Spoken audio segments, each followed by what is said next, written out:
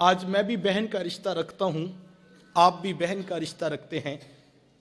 ہم کتنی عزت اپنی بہنوں کو دینے کا مزاج رکھتے ہیں۔ دکھ، تکلیفیں، مصیبتیں، پریشانیاں تو اپنی جگہ رہ گئیں، یار ہم تو بہنوں کی خوشیوں میں شریک ہونے کے بھی روادار نہیں۔ 60 سال کی بوڑھی بہن یوں اپنے بوڑھے ہاتھ جوڑ کر رات 12 بجے کے قریب اپنے بھائی کے پاؤں پکڑ کر معافی مانگ رہی تھی اور کہتی تھی بھائی ساری غلطیاں میری ہیں، سارے گناہ میرے ہیں، میں اعتراف کرتی ہوں، لیکن صبح میرے بیٹے کی بارات جانی ہے، تم جو ہے وہ بارات میں شریک ہو جاؤ۔ اگر تم نہیں آؤ گے تو میں معاشرے کو کیا منہ دکھاؤں گی کہ میں کتنی بے براتی ہوں کہ میرے بھائی بھی میرے ساتھ نہیں کھڑے ہیں۔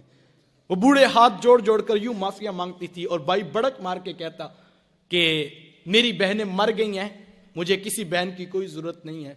اس کے جوان بھائی ساتھ بیٹے پاس کھڑے ہیں اور وہ کہتے ماں کوئی آتا ہے تو ٹھیک ہے، کوئی نہیں آتا تو کوئی پرواہ نہیں، ہمیں کوئی فرق نہیں پڑتا، ہماری بارات صبح دھوم دھام سے جائے گی۔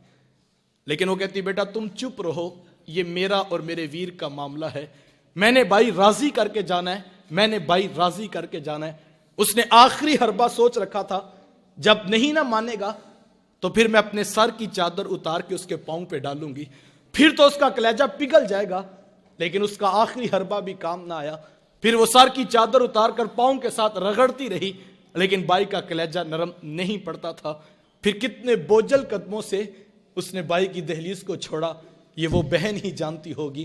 آج ہم خوشیوں میں شریک ہونے کے بھی روادار نہیں رہے۔